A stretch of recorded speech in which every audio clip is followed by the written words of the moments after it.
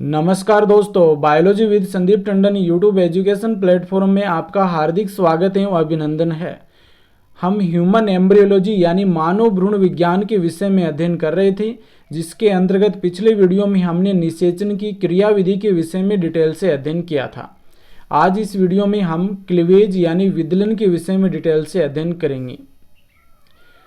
यह video 12th class के biology के स्टूडेंट के लिए बहुत ही महत्वपूर्ण है। इसके अलावा नीट, रीट और अन्य जितने भी कंपटीशन एग्जाम हैं उन सभी के लिए बहुत ही महत्वपूर्ण टॉपिक है। तो आप इस वीडियो को शुरू से लेकर अंत तक ध्यानपूर्वक देखिए और यदि अभी तक आपने मेरे चैनल को सब्सक्राइब नहीं किया है तो सब्सक्राइब जरूर कर लीजिए। तो आइए शुरू करते हैं। आज का जो हमारा टॉपिक है वो है क्लीवेज यानी विदलन, जिसे हम सेगमेंटेशन भी कहते हैं। यानी सामान्यतः जब स्पर्म और अंडाणु का निषेचन होता है, दोनों संयुग्मित होते हैं, जिससे एक संरचना बनती है जिसे जाइगोट कहते हैं। और इसी जाइगोट में जो शुरुआती समसूत्री विभाजन होता है उसे ही क्या कहते हैं, विदलन कहा जाता है। निषेचन के पश्चात बनी द्विगुणित संरचना जाइगोट में प्रारंभिक विदलन शुरू हो जाता है, जिसे विदलन कहते हैं। यानी निषेचन के फलस्वरूप जो जाइगोट बनता है, जो एक प्रकार की द्विगुणित कोशिका होती है, और इस द्विगुणित कोशिका में लगातार समसूत्री विभाजन होने शुरू हो जाते हैं और इन्हीं विभाजनों को हम विदलन यानी क्लीवेज कहते हैं। अर्थात युग्मनज में होने वाले शुरुआती समसूत्री विभाजन विदलन कहलाते हैं। विदलन विभाजन के फलस्वरूप बनने वाली कोशिकीय संरचना कोरक खंड या ब्लास्टोमियर कहलाती है। यानी युग्मनज में जाइगोट में जब विदलन होता है और विदलन होने के बाद जो कोशिकीय संरचना बनती है, उन कोशिकीय संरचनाओं को कोरक खंड या ब्लास्टोमियर कहा जाता है। विदलन द्वारा एक कोशिकीय युग्मनज को बहुकोशिकीय भ्रूण में बदला जाता है। तो ये आगे हम जैसे जैसे स्ट्रक्चर के द्वारा समझेंगे तो वहाँ पर आपको और अच्छे से समझ में आ जाएगा कि विदलन वह क्रिया है जिसके द्वारा एक कोशिकीय युग्मनज को बहुकोशिकीय भ्रूण में बदला जाता है।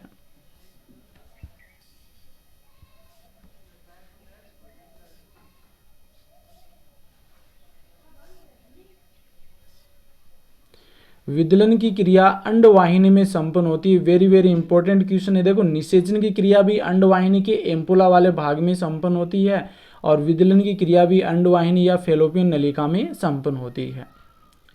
युग्मनज जो कि एक कोशिकीय संरचना होती है और यह द्विगुणित संरचना होती है। इसमें युग्मनज में क्या होता है, तुतक भवन यानी मोरुलेशन की क्रिया होती है, जिसके फलस्वरूप मोरुला यानी तुतक का निर्माण होता है।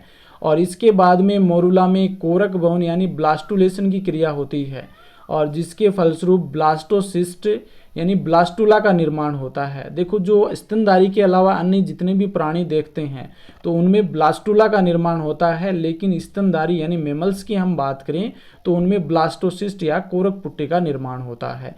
तो युग्मनज जो कि एक कोशिकीय संरचना होती है और इससे लेकर के ब्लास्टोसिस्ट तक के निर्माण की पूरी प्रक्रिया क्या कहलाती है, विदलन कहलाती है। तो युग्मनज है, इसमें तुतक भवन यानी मोरुलेशन की क्रिया होती है, जिसके फलस्वरूप मोरुला बनता है और मोरुला में फिर क्या होता है, ब्लास्टुलेशन की क्रिया होती है, जिसके फलस्वरूप ब्लास्टोसिस्ट का निर्माण होता है, कोरक पुट्टी का निर्माण होता है। विदलन के दौरान समसूत्री विभाजन होता है, जिससे द्विगुणित कोशिकाएं बनती हैं। इस चित्र के द्वारा हम समझने का प्रयास करते हैं कि किस प्रकार से क्लीवेज की प्रोसेस होती है। ये अंडाणु है और ये स्पर्म है, ये दोनों क्या करते हैं, आपस में संयुग्मित हो जाते हैं, फ्यूज हो जाते हैं। और इन दोनों के फ्यूज होने की जो क्रिया है उसे हम क्या कहते हैं, फर्टिलाइजेशन कहते हैं, निषेचन कहते हैं।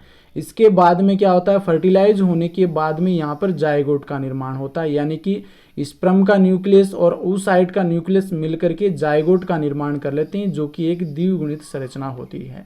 इसके बाद में क्लीवेज शुरू होता है। इसमें फर्स्ट क्लीवेज होता है, जिसके फलस्वरूप दो कोशिकाओं का समूह बनता है। यानी जाइगोट से दो कोशिकाएं बनती हैं, फिर 4 बनती हैं, फिर 8 बनती हैं, फिर 16 बनती हैं और फिर 32 कोशिकाएं बनती हैं। लगातार कोशिकाओं की संख्या वो बढ़ती जाती है। तो फर्स्ट क्लीवेज के फलस्वरूप 2 कोशिकाएं बनती हैं। फिर सेकंड क्लीवेज होता है, जिसमें 4 कोशिकाओं का निर्माण होता है, फिर 8 कोशिकाओं का निर्माण होता है, फिर अंत में 16 कोशिकाओं का निर्माण हो जाता है।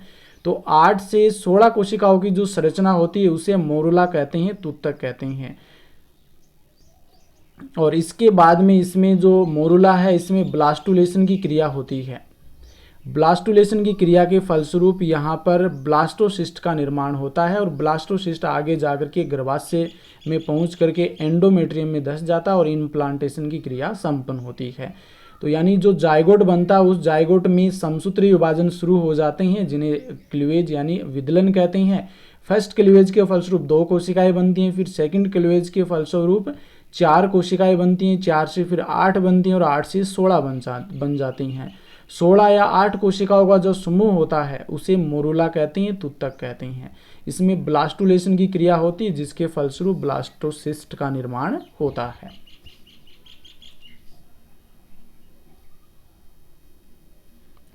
नेक्स्ट इसी संरचना को एक बार फिर से हम समझने का प्रयास करते हैं। यानी कि सबसे पहले अंडोत्सर्ग की क्रिया होती है, अंडाशय से अंडा निकलता है और इसके बाद में स्पर्म यहाँ पर आता है। अंडा और स्पर्म दोनों संयोग हो जाते हैं, इस क्रिया को फर्टिलाइजेशन कहते हैं, जिसके फलस्वरूप युग्मनज का निर्माण होता है जो द्विगुणित संरचना होती है। इसके बाद में फर्स्ट क्लीवेज होता है जिससे 2 कोशिकाओं का निर्माण होता है। सेकंड क्लीवेज होता है 4 बन जाती हैं, 4 से फिर 8, 8 से 16 कोशिकाओं का जो समूह होता है उसे हम मोरुला कहते हैं, तूतक कहते हैं। इसमें 16 कोशिकाएं पाई जाती हैं, 16 ब्लास्टोमियर्स इसमें पाए जाते हैं। यह एक ठोस संरचना होती है और मोरुला निर्माण की जो क्रिया है उसे मोरुलेशन कहा जाता है। इसके बाद में इसमें ब्लास्टुलेशन की क्रिया होती है जिसके फलस्वरूप ब्लास्टोसिस्ट का निर्माण हो जाता है और ये ब्लास्टोसिस्ट आकर के गर्भाशय की एंडोमेट्रियम जो भित्ति है उसमें आकर के धंस जाता है और इस क्रिया को इम्प्लांटेशन कहते हैं। देखो यहाँ पर भी हम इसे समझ सकते हैं कि फर्टिलाइज्ड एग है, इसमें क्या हो गया, स्पर्म और जो अंडाणु, ये अंडाणु का केंद्रक है और स्पर्म का केंद्र, ये दोनों जुड़ करके जायगोट का निर्माण कर लेते हैं। इसमें फर्स्ट क्लीवेज होता है जिससे 2 कोशिकाएं बनती हैं, 2 से फिर 4 सेल्स बनती हैं, 4 से 8 बन जाती है और 8 से 16 कोशिकाएं बन जाती हैं और इस 16 कोशिकीय ठोस संरचना को मोरुला कहते हैं। मोरुला निर्माण की क्रिया को मोरुलेशन या तूतक भवन कहा जाता है। इसके बाद में इसमें ब्लास्टुलेशन की क्रिया होती है जिसके फलस्वरूप ब्लास्टुला का निर्माण होता है। स्तनधारी होते हैं उनमें इसे ब्लास्टोसिस्ट कहा जाता है और अन्य प्राणियों में इसे ब्लास्टुला कहते हैं। ब्लास्टुला निर्माण की जो क्रिया है उसे ब्लास्टुलेशन कहते हैं। इसके बाद में इसमें गेस्टुलेशन होता है जिसके फलस्वरूप गेस्टुला का निर्माण होता है। गेस्टुला में क्या होता है, अंदर की ओर एक गुहा बन जाती है जिसे आर्केंट्रोन कहते हैं। चारों ओर 3 लेयर का निर्माण होता है, एंडोड्रम, एक्टोड्रम और मीजोड्रम। इससे आगे गेस्टुला में क्या होता है, मोर्फोजेनेटिक मूवमेंट यानी कि संरचनात्मक गतियाँ पाई जाती हैं जिसके फलस्वरूप नए नए अंगों का निर्माण होना शुरू हो जाता है।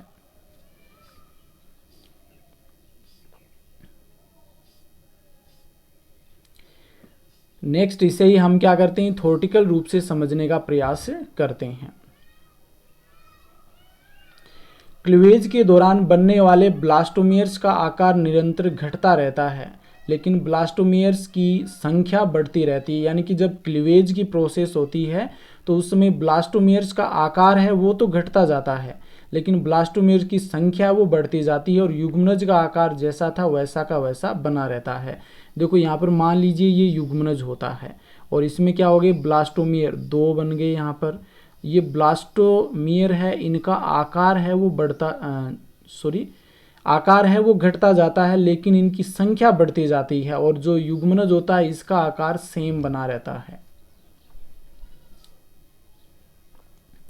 विदलन के दौरान डीएनए की मात्रा बढ़ती है ताकि नए कोरक खंड के लिए गुणसूत्रों का निर्माण करवाया जा सके। यानी विदलन के फलस्वरूप जो विभाजन होता है जिसमें डीएनए की मात्रा बढ़ती रहती है और जिससे जो नए बनने वाले कोरक खंड होते हैं उनके लिए गुणसूत्रों का निर्माण कराया जा सके। विदलन के दौरान तेजी से कोशिका विभाजन होता है, यानी कि क्लीवेज होता है तो उस समय विभाजन है वो तेजी से होता है। 2 से 4, 4 से 8, 8 से 16 इस प्रकार से कोशिकाओं का निर्माण होता है। 1 से 2, 2 से 4, 4 से 8, 8 से 16, 16 से 32, 64 इस प्रकार से कोशिकाओं की संख्या बढ़ती जाती है लेकिन आकार इनका घटता जाता है।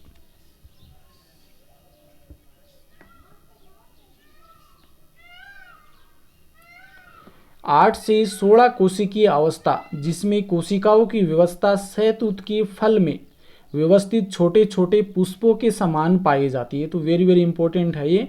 जब 8 से 16 कोशिकीय अवस्था बन जाती है तो उसमें कोशिकाओं की जो व्यवस्था होती है, ब्लास्टोमियर्स की जो व्यवस्था होती है, वो शहतूत के फल में व्यवस्थित छोटे छोटे पुष्पों के समान पाई जाती है।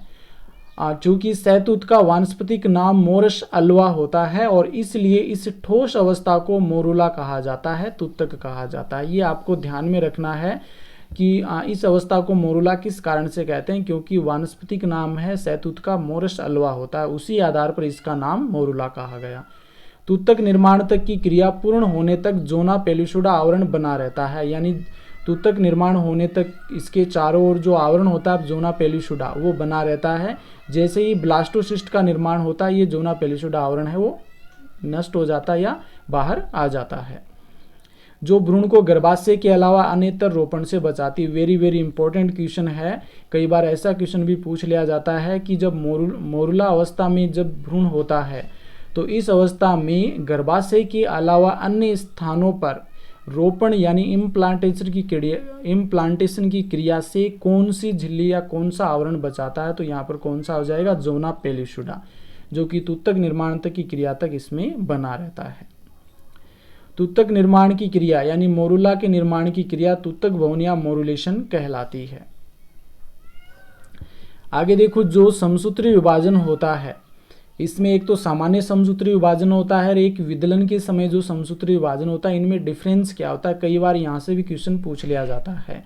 तो सामान्य समसूत्री विभाजन में जो अंतरावस्था होती है वो बहुत ही लंबी प्रोसेस होती है। इसमें growth phase first, synthesis phase और सेकंड ग्रोथ फेज सेकंड, यानी G1, S और G2 ये तीनों अवस्थाएं है वो अंतरावस्था में सामान्य समसूत्री विभाजन में पाई जाती है। जबकि विदलन के दौरान जो समसूत्री विभाजन होता है उसमें अंतरावस्था वेरी वेरी शॉर्ट होती है और इसमें केवल S अवस्था ही पाई जाती है, सिंथेसिस अवस्था ही पाई जाती है, जिसके फलस्वरूप डीएनए का संश्लेषण होता है। इसमें G1 और G2 अवस्था एब्सेंट होती है। साइटोप्लाज्मिक अनुपात वो बढ़ता नहीं है, यानी सामान्य समसूत्री विभाजन में साइटोप्लाज्मिक अनुपात वो समान रहता है, जबकि विदलन में जो विभाजन होता है, समसूत्री विभाजन होता है, उसमें साइटोप्लाज्मिक जो अनुपात है, रेशियो है, ये बढ़ता रहता है। इसके बाद में हम नेक्स्ट बात करते हैं कि विदलन है वो कितने प्रकार का होता है। तो पहले हम बात करते हैं विदलन विभाजन तल के आधार पर विदलन को कितने भागों में बांटा जाता है। तो विभाजन तल के आधार पर विदलन है वो 4 प्रकार का होता है। पहला है अरीय विदलन यानी रेडियल क्लीवेज, दूसरा है द्वि अरीय विदलन यानी बाई रेडियल क्लीवेज, तीसरा है सर्पिल विदलन यानी स्पाइरल क्लीवेज और चौथा है द्विपार्श्व विदलन यानी बाईलेटरल क्लीवेज। तो यहाँ पर देखो ज़्यादातर क्वेश्चन है विभाजन के तल के आधार पर जो विदलन का प्रकार है इससे संबंधित ज़्यादातर क्वेश्चन इनके उदाहरणों से ही पूछे जाते हैं, तो उन्हीं को यहाँ पर मैंने शामिल किया। तो यहाँ से एक बार देख लेते हैं। अरीय विदलन है ये स्पंज, सिलेंट्रेटा व इकाइनोडर्मेटा में पाया जाता है, जबकि द्वि अरीय विदलन होता है ये टीनोफोरा संघ में पाया जाता है। सर्पिल विदलन है ये प्लेटेलमिन्थीज, एनेलिडा, निमेटोडा और मोलस्का इन संघ में सर्पिल विदलन पाया जाता है। द्विपार्श्व विदलन बायलेटरल क्लीवेज ये ट्यूनिकेटा, एम्फीबिया और मेमल्स यानी जो स्तनधारी होते हैं इन सभी में द्विपार्श्व विदलन होता है। नेक्स्ट हम विदलन के प्रकार में जो दूसरा आधार आता है वो है पित्तक की मात्रा के आधार पर विदलन को हम निम्न भागों में बांटते हैं। पित्तक की मात्रा के आधार पर जो विदलन होता है ये 2 प्रकार का होता है। एक तो होलोब्लास्टिक क्लीवेज यानी पूर्णभंजी विदलन और दूसरा होता है मीरोब्लास्टिक क्लीवेज यानी अंशभंजी विदलन। तो पहले हम होलोब्लास्टिक क्लीवेज यानी पूर्णभंजी विदलन की बात कर लेते हैं। तो इसमें क्या होता है कि जंतु ध्रुव और कायिक ध्रुव को ये पूर्ण विभाजित करता है। तो एक बार देखो यहाँ पर मैं बना करके आपको दिखा देता हूँ। ये हो गया। इसमें जो विदलन होगा इस प्रकार से होगा। ये ऊपर वाला जो होता है ये एनिमल पोल होता है यानी जंतु ध्रुव होता है। नीचे वाला होता है ये कायिक ध्रुव बोल सकते हैं, इसे हम एनिमल वेजिटेटिव पोल इसे हम कहते हैं, इसे एनिमल पोल कहते हैं। तो होलोब्लास्टिक क्लीवेज में क्या होता है, इन दोनों को पूर्ण रूप से विभाजित किया जाता है। ये होता है होलोब्लास्टिक क्लीवेज।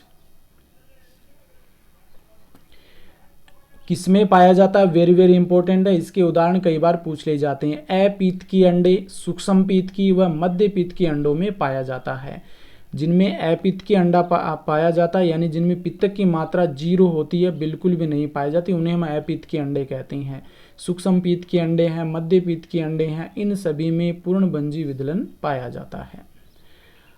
पूर्णभंजी विदलन यानी होलोब्लास्टिक क्लीवेज है, ये 2 प्रकार का होता है, जिसमें पहला आता है समान पूर्णभंजी विदलन यानी इक्वल होलोब्लास्टिक क्लीवेज।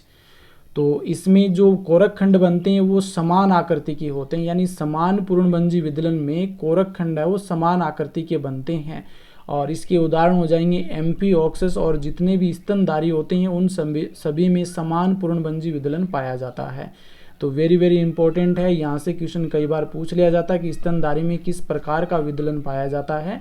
तो होलोब्लास्टिक क्लीवेज होता है तब तो यह आंसर हो जाएगा। अगर इसमें से भी ऑप्शन दे देगा कि समान पूर्णभंजी विदलन या असमान पूर्णभंजी विदलन, तो इसमें आपका आंसर हो जाएगा समान पूर्णभंजी विदलन। दूसरा प्रकार है असमान पूर्णभंजी विदलन यानी कि अनइक्वल होलोब्लास्टिक क्लीवेज। तो इसमें इस क्लीवेज के फलस्वरूप असमान आकृति के कोरक खंड बनते हैं, और ये उभयचर वर्ग में पाया जाता है। जो मेंढक संघ है, उभयचर वर्ग है या जिनमें मेंढक है मुख्य रूप से, उनमें ये असमान पूर्णभंजी विदलन पाया जाता है। यहाँ पर देखो कुछ इसके स्ट्रक्चर दे रखे हैं जिसके द्वारा हम इसे समझ सकते हैं। होलोब्लास्टिक क्लीवेज, और इसमें समपीत की जो अंडे होते हैं आइसोलेसिथल, इसमें रेडियल जो विदलन होता है, अरीय विदलन जो होता है ये इकाइनोडर्मेट्स और एम्फीऑक्सस में पाया जाता है। जैसे देखो यहाँ पर ये जाइगोट हो गया और इसमें इस प्रकार से इसमें विदलन होता है, जिससे 2 कोशिकाएं बनती हैं, फिर 4, फिर 8, फिर 16, इस प्रकार से ये बनती जाती हैं। दूसरा है स्पाइरल विदलन, जो कि एनेलिड, मोलस्का और फ्लैटवर्म प्लेटेलमिन्थीज में पाया जाता है। इसमें क्या होता है, जो विदलन होता है वो होता है इसी प्रकार से, लेकिन जो आगे बनने वाले जो ब्लास्टोमियर्स होती हैं ये दोनों विदलन की मध्य की जो खांच होती है उसके ऊपर व्यवस्थित होते हैं। तीसरा है बायलेटरल, जो कि ट्यूनिकेट्स में पाया जाता है, जो कि आप यहाँ पर देख सकते हैं किस प्रकार से होता है। और तीसरा है रोटेशनल, जो कि मेमल्स और निमेटोड्स में पाया जाता है। ये बायलेटरल प्रकार का ही होता है, एक मेमल्स में जो विदलन पाया जाता है वो। फिर आता मीजोलेसिथल, यानी कि मध्य पीत की जो अंडे होते हैं उसमें जो अरीय विदलन होता है, जो कि एम्फीबियंस में पाया जाता है, उभयचर वर्ग के जो प्राणी हैं मेंढक वगैरह इनमें पाया जाता है। किस प्रकार से होता है वो यहाँ पर आप देख सकते हैं।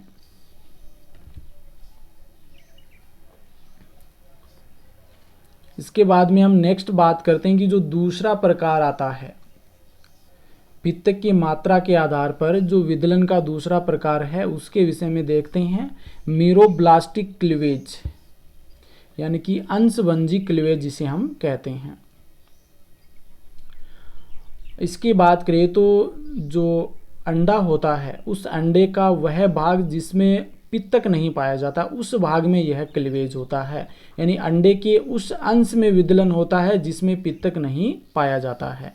तो अंडे का वह भाग जिसमें पित्तक नहीं पाया जाता है उस भाग में क्या होता है, विदलन की क्रिया होती है, और इस प्रकार की विदलन को हम अंशभंजी विदलन कहते हैं। यह अतिपीत की अंडों में पाया जाता है, यानी जिन अंडों में पित्तक की मात्रा अधिक होती है उसमें अंशभंजी विदलन पाया जाता है। यह 2 प्रकार का होता है, यानी यह भी 2 प्रकार का होता है। इसमें पहला है सतही विदलन, जिसे हम सुपरफिशियल क्लीवेज भी कहते हैं।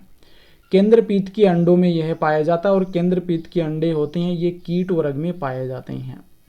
जो कीट वर्ग होता है इसमें जो अंडा होता है इस प्रकार का होता है, और इसमें मध्य में पित्तक पाया जाता है, और इसके चारों ओर ये जो सेल्स होती हैं इन सेल्स में विदलन की क्रिया होती है, और इसी कारण इसे सतही विदलन या सुपरफिशियल क्लीवेज कहा जाता है। और इनकी उदाहरण आपको ध्यान में रखने हैं कि सतही विदलन किसमें पाया जाता है। जो केंद्रपीत के अंडे होते हैं कीट वर्ग है उसमें सतही विदलन पाया जाता है। दूसरा है बिंबाब विदलन यानी डिस्कोइडल क्लीवेज। ये टीलोलेसिथल जो अंडे होते हैं उनमें पाया जाता है, जैसे मुर्गी का जो अंडा होता है। तो एक बार इसकी भी मैं संरचना आपको बता देता हूँ। इस प्रकार की संरचना होती है, और इसके अंदर बहुत अधिक मात्रा में इतना जो भाग होता है ये पित्तक का बना होता है। ये ऊपर वाला जो भाग होता है ये डिस्क नुमा होता है, और ये वह भाग होता है जिसमें पित्तक नहीं पाया जाता, और इसी भाग में क्लीवेज की क्रिया होती है, जिसके फलस्वरूप एक डिस्क के समान संरचना बन जाती है। इस कारण इसे बिंबाव विदलन या डिस्कोइडल विदलन कहते हैं। ये होता है मुर्गी के अंडे में।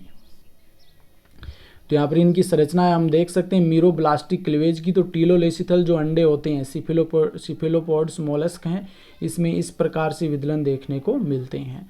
डिस्कोइडल जो विदलन होता है ये फिश है, रेप्टाइल्स है, बर्ड्स है यानी पक्षी वर्ग है, उनमें पाया जाता है। जिसमें देखो जो इस चित्र में आप देख सकते हैं ये जो ऊपर वाला भाग है थोड़ा सा आपको लाइट कलर में नजर आ रहा है, इसमें पित्तक नहीं पाया, जबकि नीचे वाले भाग में पित्तक पाया जाता है।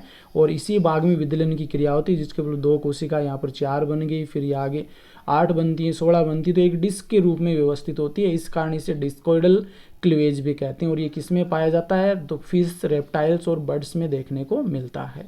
तीसरा है सेंट्रोलेसिथल या सुपरफिशियल। जो सेंट्रोलेसिथल अंडे होते हैं उसमें सुपरफिशियल क्लीवेज पाया जाता है, और ये अधिकांश जो कीट वर्ग है उसमें देखने को मिलता है। देखो इसमें जो पित्तक होता है ये मध्य में पाया जाता है। यहाँ पर देखो इसको भी मैं समझा देता हूँ। इस प्रकार की संरचना होती है इन अंडों की, और मध्य में पित्तक व्यवस्थित होता है। और इसका ये वाला जो भाग है, इस भाग में क्या होता है? विदलन की क्रिया होती है, और इसी कारण इसे सुपरफिशियल या सतही विदलन कहते हैं। एग्जाम्पल आपको ध्यान में रखना, ये जो मोस्ट अधिकांश इंसेक्ट हैं, कीट वर्ग, उनमें पाया जाता है। नेक्स्ट हम बात करते हैं कि जो कोरकखंड बनने के बाद इन कोरकखंड का भविष्य क्या होता है। फैट ऑफ ब्लास्टोमियर्स, आगे ये कौन सी संरचना बनाएंगे?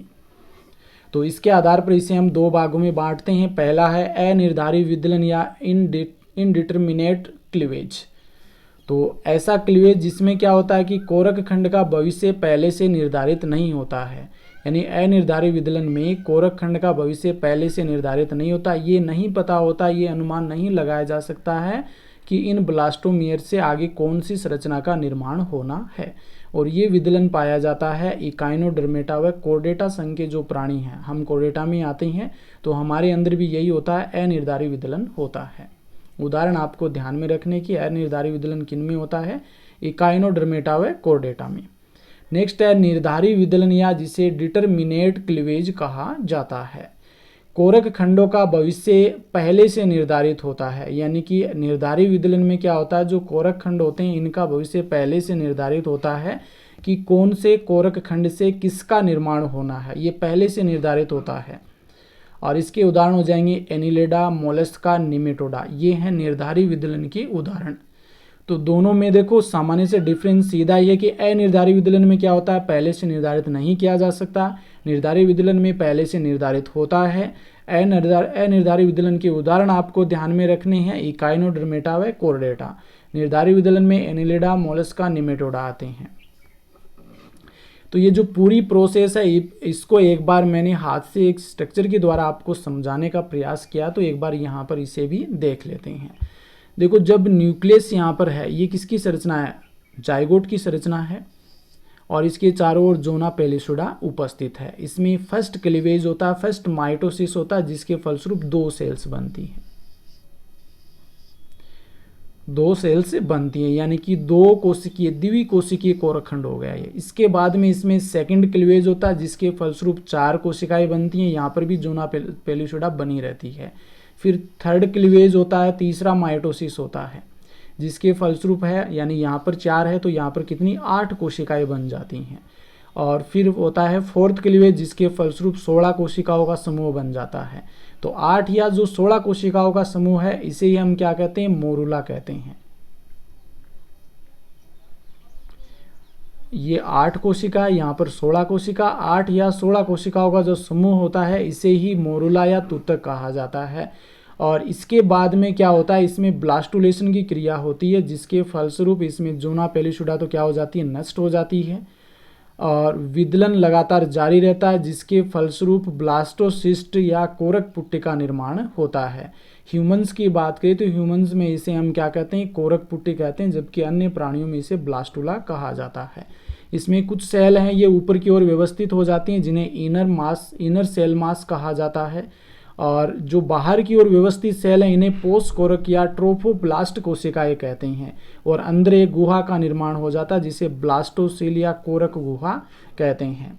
आगे इसी से फिर गैस्ट्रोला का निर्माण होता है। ये पूरी प्रोसेस है, ये क्लीवेज कहलाती है। बहुत ही आसान है, ये स्ट्रक्चर आपको अच्छे से समझ में आ गई तो पूरी प्रोसेस आपको समझ में आ जाएगी। नेक्स्ट हम बात करते हैं, जब तक विदलन चलता है तब तक जाइगोट के चारों ओर जोना पेलुसिडा बनी रहती है और कोरक पुट्टी के निर्माण के साथ ही जोना पेलुसिडा विलुप्त हो जाती है। यानी कि लगातार जब तक विदलन होता रहता है तब तक ये जोना पेलुसिडा है उसके जाइगोट के चारों ओर बनी रहती है, और जैसे ही कोरक पुट्टी यानी ब्लास्टोसिस्ट का निर्माण होता है ये जोना पेलुसिडा विलुप्त हो जाती है। 3 से 4 दिन में मोरुला का निर्माण कंप्लीट हो जाता है, यानी 3 से 4 दिन लगते हैं मोरुला के निर्माण में, और इसके बाद में ब्लास्टुलेशन की क्रिया शुरू हो जाती है, जो कि हम नेक्स्ट वीडियो में बात करेंगे। देखो, आज इस वीडियो में जो हमारा पिछले वीडियो का लास्ट क्वेश्चन था वो मैंने शुरुआत में बताना भूल गया, तो उसका मैं आंसर आपको बता देता हूँ।